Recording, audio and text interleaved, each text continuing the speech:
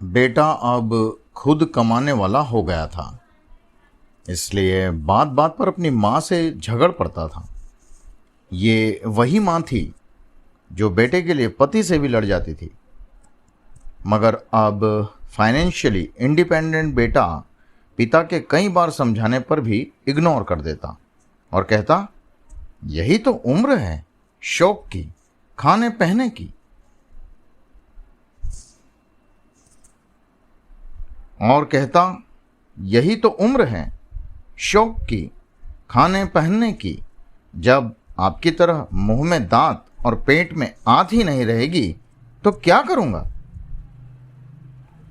बहू खुशबू भी भरे पूरे परिवार से आई थी, इसलिए बेटे की गृहस्थी की खुशबू में रम गई थी। बेटे की नौकरी अच्छी थी तो फ्रेंड सर्किल उसी हिसाब से मॉडर्न था। बहू को अक्सर वह पुराने स्टाइल के कपड़े छोड़कर मॉडर्न बनने को कहता, मगर बहू मना कर देती। वो कहता, कमाल करती हो तुम, आजकल सारा जमाना ऐसा करता है, मैं क्या कुछ नया कर रहा हूँ। तुम्हारे सुख के लिए सब कर रहा हूँ और तुम हो कि उन्हीं पुराने विचारों में अटकी हुई हो। क्वालिटी लाइफ क्या होती है तुम्हें मालूम ही नहीं है।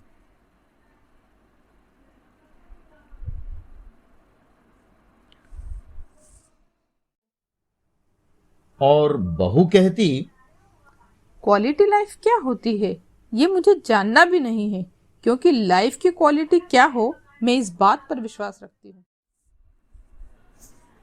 आज अचानक पापा आईसीयू में एडमिट हुए थे। हार्ट अटैक आया था।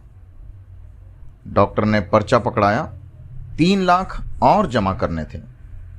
1.5 लाख का बिल तो पहले ही भर दिया था, मगर अब ये 3 लाख भारी लग रहे थे।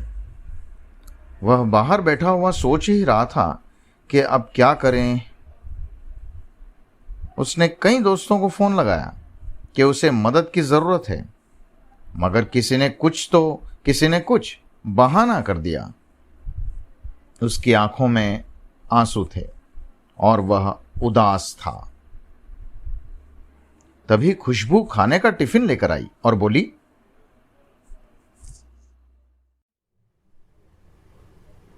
अपना ख्याल रखना भी जरूरी है, ऐसे उदास होने से क्या होगा।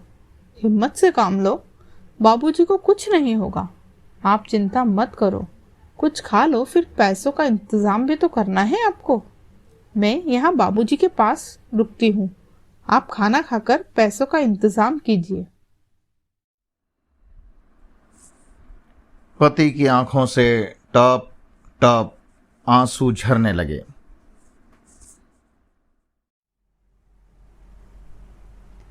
कहा ना, चिंता मत कीजिए।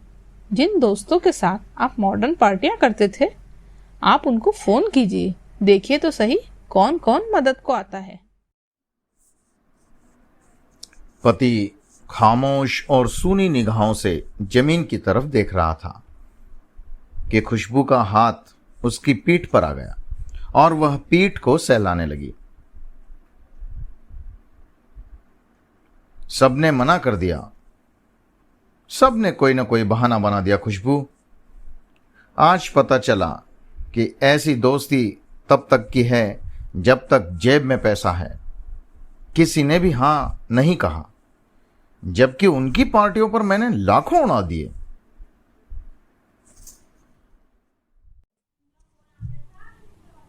इसी दिन के लिए बचाने को तो माँ बाप कहते थे।